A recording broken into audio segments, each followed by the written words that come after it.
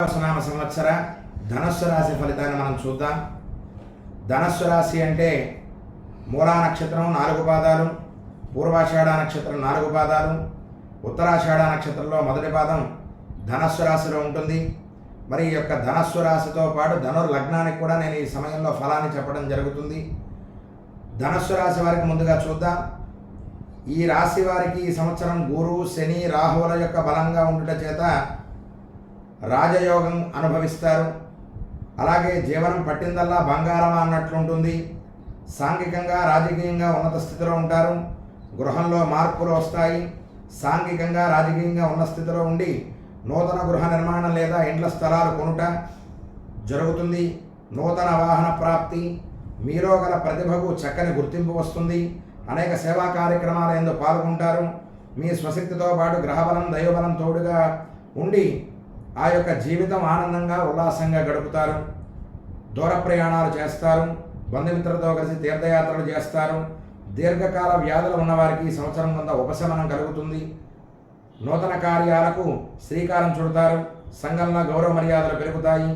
ఏ వృత్తిలో జీవించే వారికైనా ఈ సంవత్సరం లాభదాయకంగా ఉంటుంది. మరి ధనస్సు రాశి వారికి చక్కటి కుటుంబ వాతావరణం కలిగి ఉంటారు. మీ మనోధైర్యం ప్రతి విషయంలోనూ పై చేయి సాధిస్తుంది. ఎంతటి వారినైనా మీ చాతురత్యంతో వశపరుచుకొని కార్యములు సాధిస్తారు. విలువైన వస్తువులను కొంటారు. ఏ పని తలపెట్టినా ఏ విధమైన ఆటంకాలు లేకుండా పూర్తి చేస్తారు ఈ సంవత్సరం. మరి ధనస్సు రాశివారు మరి ధనుర్మేనాలకు అధిపతిగా ఉండేటువంటి గురుడు యొక్క దివ్య అనుగ్రహం వల్ల ఈ సంవత్సరం మరి ధనస్సు రాశికి విశేష ఫలాన్ని చెప్పడం జరిగింది.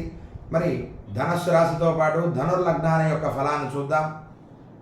ధనుర్లగ్న జాతకులకు జరగబో 2.5 సంవత్సరాలు శని 4లో ఉన్న కారణం చేత వాహన ప్రమాదాలు, నరముల వల్ల నరాల బలహీనత, ఇబ్బంది పెట్టుడు జరుగుతుంది. గృహనాశనం, శత్రురోగ రుణబాధలు అధికమవుతాయి. ఉద్యోగం మందకొడిగా సాగుతుంది. తరచూ అనారోగ్యాలు కలుగుతాయి. దోషశాంతికి వారు నిత్యము ఆ యొక్క హనుమాన్ చాలీస నిత్యపారాయణ చేసిన, లేదు సుందరాకాండ పారాయణ విప్రులతో చక్కగా బ్రాహ్మణోత్తముల చేత చక్కటి సుందరాకాండ పారాయణ చేయించిన, అంతేకాదు ఆంజనేయ స్వామికి ఆకు పూజ, వడమాల 6 మాసాలకు ఒకసారి వేసిన వారికి ఆ యొక్క శనిగ్రహ బాధలు తొలగుతాయి. అంతేకాదు దివ్యంగా విశేషంగా ఆంజనేయ స్వామిని విశేషంగా ఆరాధిస్తే సంపూర్ణమైనటువంటి ఆంజనేయ అనుగ్రహంతో శనిగ్రహ బాధలు అనేటువంటివి ధనస్సు రాశి వారికి ఉండవు. మే 14 తర్వాత గురుడు శుభుడుగా సప్తమంలో ఉండటం వల్ల పార్ట్నర్స్తో, లైఫ్ పార్ట్నర్స్తో అనుకూలత, నిద్రాహారాలు బాగుంటుంది. ఉద్యోగంలో కొంత చికాకులు తగ్గుతాయి. మరి ఆ యొక్క గురుడు మంచి చేసి సోదర సోదరి సఖ్యత మిశ్రమంగా ఇస్తాడు. తృతీయ రాహు వలన సోదర సఖ్యతలపై కొంత ఇబ్బందులు గురి చేస్తారు. దానికి రాహుగ్రహ శాంతికి చక్కగా గారెలు ఆదివారం కానీ, మంగళవారం కానీ, శనివారం కానీ గారెలను ఏదైనా ఒక మాసంలో ఒకసారి చక్కగా పేదలకి పంచి వారిని ఆ యొక్క పేదలకు పంచడం వల్ల రాహుగ్రహ దోషం అనేటువంటిది పరిహారం అవుతుంది.